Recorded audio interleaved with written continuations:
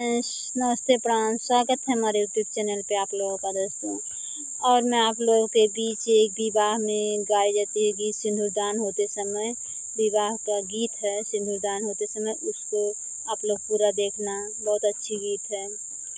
हथवा सिंगार लिहले कावन दुल्हे ठाड़ जी मंगिया उगार दाना करी सिंदूर दान जी मंगिया उगार दाना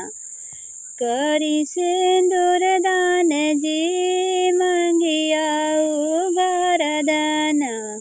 हथवा सिंगार लिहले कावन दुल्हे ठाड़ जी मंगिया उगार दाना करी सिंदूर दान जी मंगिया उगार दाना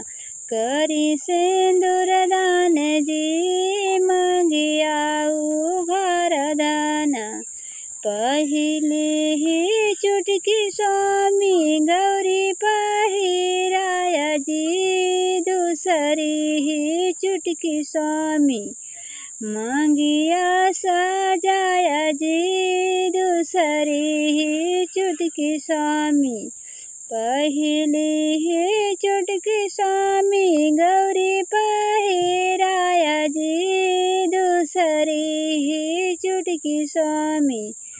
मंगिया सजाया जी दूसरी ही चुटकी स्वामी मंगिया सजाया जी दूसरी ही चुटकी स्वामी मंगिया सजाई दुल्हे बोले ऐसन बोली जी मंगिया सजाई दुल्हे बोले ऐसन बोली जी मड़वे में बेटी रोवन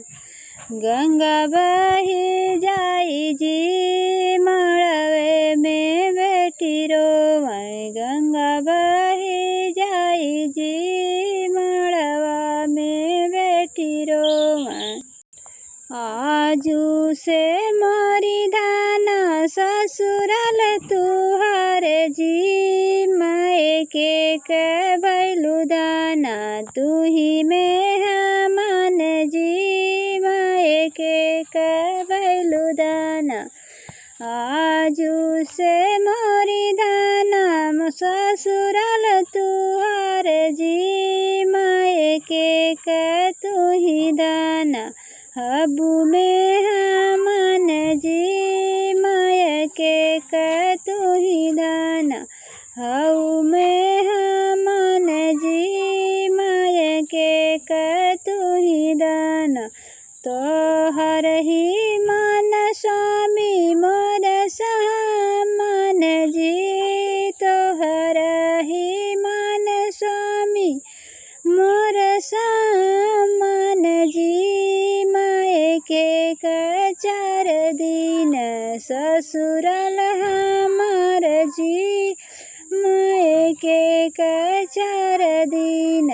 ससुराल हमार जी मायके के 4 दिन